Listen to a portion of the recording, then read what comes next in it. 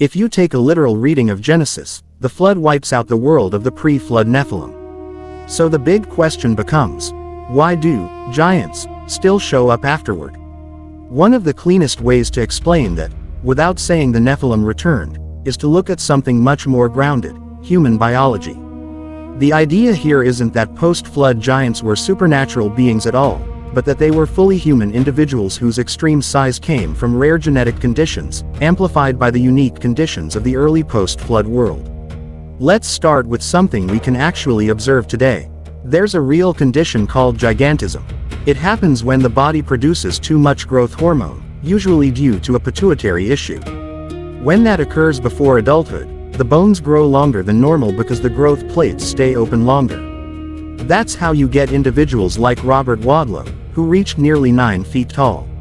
So right off the bat, we know extreme human height isn't mythology, it's rare, but it's real. Now take that same condition and place it into a post-flood world where people were still living much longer lives, as described in Genesis. Early generations after the flood, like the line of Shem, lived for centuries, even though lifespans were gradually decreasing. If humanity at that time was generally healthier, more robust, and less impacted by the kind of environmental stressors we deal with today, it's reasonable to think that someone with a condition like gigantism might grow larger than modern cases and possibly survive longer than someone like Wadlow did. But here's the key shift that keeps this theory grounded: bigger does not mean better. Gigantism isn't a superpower, it's a strain on the body. Even in ideal conditions, extreme growth puts pressure on the heart, joints, nerves, and circulation. That's why individuals with this condition often struggle physically. So instead of imagining giants as unstoppable titans, this theory suggests something more realistic, and honestly, more consistent with how they're described across cultures. They were massive, but flawed. And that brings us to something interesting. Across ancient stories and myths, giants aren't just tall. They're often described as awkward, deformed, or even monstrous. That actually lines up really well with how extreme growth conditions can affect the body. Disproportionate limbs, unusual facial structure, difficulty moving, those kinds of traits, seen through the lens of ancient people, could easily be exaggerated into something legendary. What started as a very large human could, over generations of storytelling, become an ogre, a titan, or something far more terrifying. This also helps explain biblical figures like Goliath. He's described as enormous, heavily armored, and intimidating, but still clearly human.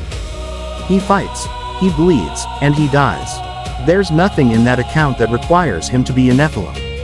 He fits much better into the category of an unusually large man, possibly even someone with a condition affecting his growth, who became famous because of how much he stood out. So when you put it all together, the theory looks like this.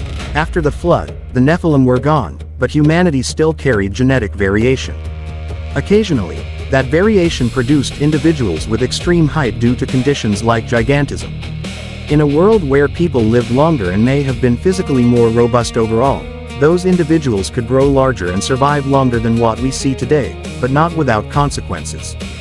Their size would have come with physical strain, deformity, and eventual weakness, especially in later life. And over time, those rare individuals didn't just exist, they became stories. Their size made them memorable, their appearance made them intimidating, and their differences made them legendary. What began as real human conditions could easily evolve into the giants of myth and scripture, not as supernatural remnants of the pre-flood world, but as exaggerated memories of very real, very unusual people.